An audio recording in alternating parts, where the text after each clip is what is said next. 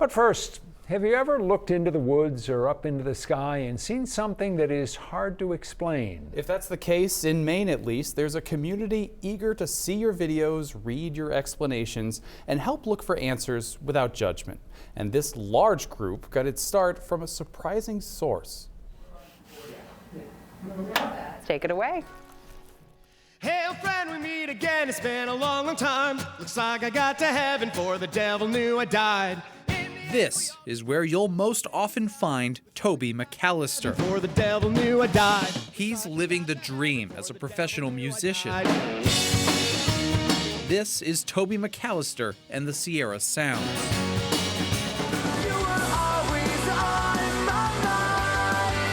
And it's been 20 years since he helped form Sparks the Rescue. That's him with a guitar and sideburns. Sparks was and is a Maine pop-punk band that earned widespread attention and a spot on the popular Vans Warped Tour in 2010. But Toby, now a husband and dad, likes a nice quiet walk in the woods as well these days. So I got really into hiking, and I think in 2021 I hiked like 125 miles. Only he's looking for more than just nature. Any wildlife is cool to see, but Bigfoot would be nice. Toby McAllister is fascinated with phenomena that's hard to explain. Bigfoot, ghosts, aliens. It's influenced his work at times. Yeah, I think it started when I was probably just a child and watching cartoons, and my favorite character was Marvin the Martian. And so from there it was just really all downhill. Yeah, just always trying to seek out the spookier side of things and things that go bump in the night. He said he personally hasn't seen anything too spooky, but he wanted to provide a space for other Mainers to share their experiences. So, in 2021, he started Unexplained Maine, a Facebook group that began with 15 members. Now, it has 70,000. I've seen some really cool stuff in there. My favorite videos I've probably seen are like the sky trumpets. Have you seen these? What are those sounds in the woods? What are those lights over my neighborhood? Is that a werewolf in my yard? Members don't only share oddities, they sometimes find answers and calm concern. Sometimes those lights are just a plane, or just stars. But nothing has caused more unneeded concern on the page like Starlink satellite launches. Perfect rows of bright lights that look like an invasion. I had to put something in the Facebook group like, guys, this is what Starlink is. It's cool, it's very cool. But people are like, what is this I'm seeing? Starlink, yes, it's the bane of my existence. Nomar Slevik is a lifelong Mainer. He's written multiple books on alien encounters told to him by witnesses, and he has stories of his own. In February of 2020, I was driving on the Bayside Road in Trenton.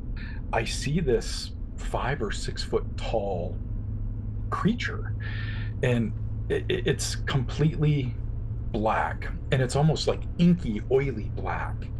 But on its head, there weren't antlers, but it was like 2 sticks pointed straight up, like 2 branches. It was weird. He's a moderator on Unexplained Maine, where he makes sure people are nice to each other. As he says, it has become the source for information online. People see something crazy, and they might send it to their significant other, but then they're going to Unexplained Maine, if they're a Mainer.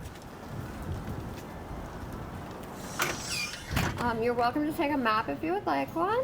It takes patience when you're searching for things with little tangible evidence. At the International Cryptozoology Museum in Portland, Christopher Packard brings the unknown to life. It's sort of a science that explores things like Bigfoot, Loch Ness Monster, the Mothman, and all of those mysterious things. Packard is also a moderator at Unexplained Maine. Some things in his museum are, in fact, explained and real. This fish, the coelacanth, was thought extinct until fishermen hauled one up in 1938. The museum also has the infamous shed skin of Wessie, an alleged anaconda that captivated the state in 2016. Some pieces are for laughs, like this furry fish, and Packard is fascinated with it all. We tend to sort of underestimate what these stories mean, right? Like if they're not in a textbook, they can't be real. But the giant panda, the okapi, all of these things started out as myths. And that's what these folks are asking for, an open, curious mind. And that if you see something, don't be afraid to tell them about it. Not everything has to be explained. Maybe we don't have to know everything that's going on around us.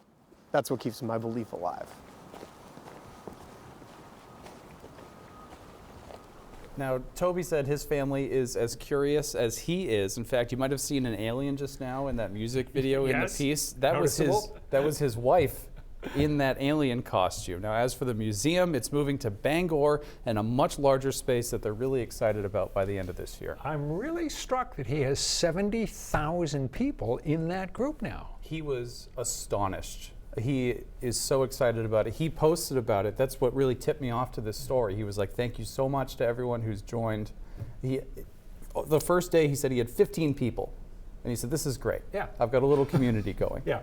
And then within a few short years, it's tens of thousands of people. It's clearly tapped into a vein. Absolutely.